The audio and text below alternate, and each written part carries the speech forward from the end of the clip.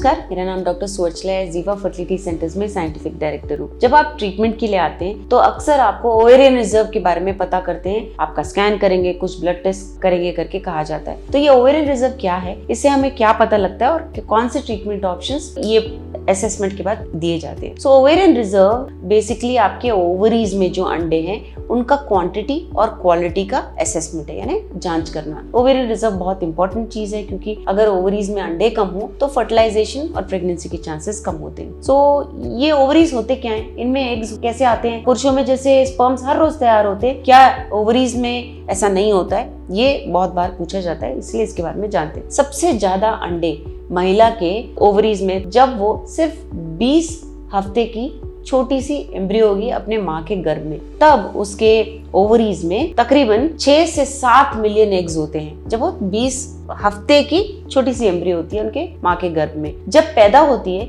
तब वो नंबर्स घट जाते हैं, मतलब डीजेनरेट होते रहते हैं एग्स, तो घट कर ये अंडे 1 से 3 मिलियन तक ही रह जाते हैं। जैसे वो प्यूबर्टी रीच करती है ना, कि जिस उम्र में उसके पीरियड स्टार्ट होते हैं तब उसके अंडे और कम हो जाते हैं, तब 3 लाख से 5 लाख तक ही अंडे बच जाते हैं। सो जब ये पीरियड शुरू होते हैं और जब तक उसके पीरियड्स कब बंद नहीं हो जाते, जिसे मेनोपॉज कहते हैं, उस दौरान 400 से 500 अंडे ही रिलीज होते हैं उसके पूरे रिप्रोडक्टिव एज में। यानी कि जब से पीरियड आया है जब तक मेनोपॉज होता है तक अनुमान लगाया जाता है कि 400 से 500 अंडे ही रिलीज होते हैं। सो ये है उसका रिप्रोडक्टिव प्रोसीजर। अभी सबसे अच्छा क्वालिटी कब रहता है? जब आप मिड 20s में होते हैं या अर्ली 30s में होते हैं, आपका एग का क्वालिटी बहुत अच्छा होता है। ये रिप्रोडक्टिव एज है, इसीलिए इन एग्स में क्रोमोसोमल प्रॉब्लम्स कम रहना, क्वालिटी अच्छा रहना अक्सर देखा गया है। 30 के बाद, स्पेशली अर्ली 30 के बाद क्रोमोसोम्स में प्रॉब्लम्स आना शुरू होती है। क्रोमोसोम्स में ही नहीं, क्वांटिटी और क्वालिटी दोनों खराब होना शुरू होते हैं। क्रोमोसोम प्रॉब्लम्स का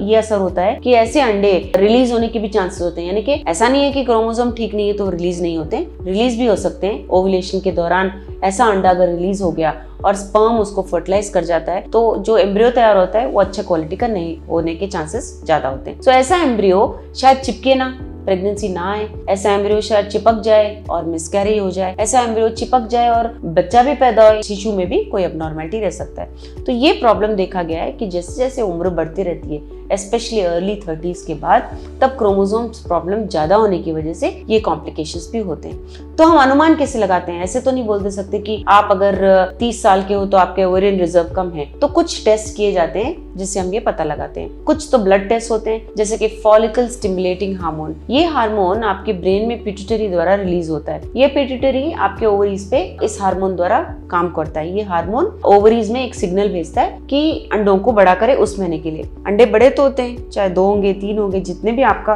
रिजर्व है, जिस पूल ने, जिस अंडे के पूल ने उस हार्मोन का रिस्पॉन्स पकड़ा है तो वो बढ़ना शुरू होते हैं, बट उसमें से एक ही अंडा बड़ा होकर रिलीज होगा। तो फॉलिकल स्टिमुलेटिंग अगर हार्मोन अगर बहुत ज्यादा हो तो ये अनुमान लगा सकते हैं कि पिट्यूटरी से बहुत ज्यादा निकलने पर ही एक अंडा रिलीज हो पा रहा है। इसका मतलब आपका ओवेरियन रिजर्व कम है। सो फॉलिकल स्टिमुलेटिंग हार्मोन बहुत जरूरी है। ईस्ट्राडायोल नामक हार्मोन भी बहुत जरूरी है। जैसे जैसे अंडा बढ़ रहा होता है ईस्ट्राडायोल रिलीज होता है, ताकि ये ईस्ट्राडायोल वापस जाके ब्रेन को ये बताए कि अभी तुम FSH का जो हार्मोन रिलीज कर रहे हो उसे कम करो। लेकिन इसमें क्या होता है, लो ओवेरियन रिजर्व में ईस्ट्राडायोल वापस फीडबैक नहीं दे पाता।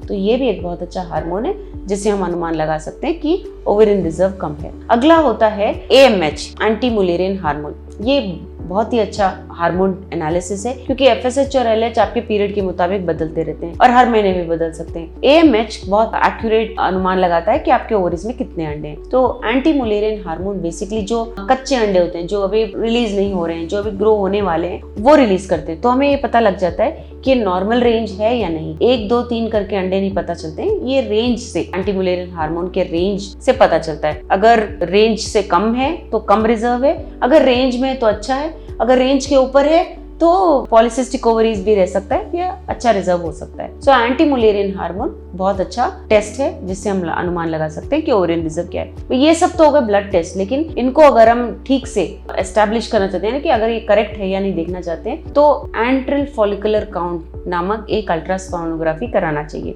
अल्ट्रासाउंड द्वारा आपके ओवरीज को देखा जाता है और क्या सच्ची में FSH हाई है और ओवरीज में अंडे कम है, क्या सच्ची में AMH लो है और ओवरीज में भी अंडे कम है, ये देखा जाता है। सो अगर ये दोनों मैच होते हैं, ब्लड टेस्ट और अल्ट्रासोनोग्राफी स्कैन मैच होते हैं, तो ये कहा जाता है कि आपका ओवेरियन रिजर्व कम है। तो इसे कहा जाता है डिमिनिश्ड ओवेरियन रिजर्व या लो ओवेरियन रिजर्व। इससे ये पता लगाया जाता है या पेशेंट को ये कहा जाता है कि कौन सा ट्रीटमेंट ऑप्शन बेस्ट रहेगा। अगर आपकी उम्र अर्ली 30 से भी ज्यादा है तो आपको ये कहा जाता है कि ओव्यूलेशन इंडक्शन फॉलिकुलर स्टडी थोड़ा कम कराइए, तुरंत ही प्रेग्नेंट होने की कोशिश कीजिए। अगर 1-2 साइकिल के बाद 1-2 महीने आपने कोशिश की और आप प्रेग्नेंट नहीं हो रहे तो आपको IUI इंट्रा यूट्राइन इंसेमिनेशन या IVF इन विट्रो फर्टिलाइजेशन के बारे में सोचना चाहिए, क्योंकि जितना आप टाइम डिले करोगे उतना अंडों का क्वालिटी कम हो सकता है, जिससे आपके प्रेगनेंसी के चांसेस कम हो सकते हैं। इसलिए आपको ये टेस्ट ही नहीं, ये डिसीजन भी लेना चाहिए कि कौन सा ट्रीटमेंट कराने से आपके प्रेगनेंसी के चांसेस ज्यादा होंगे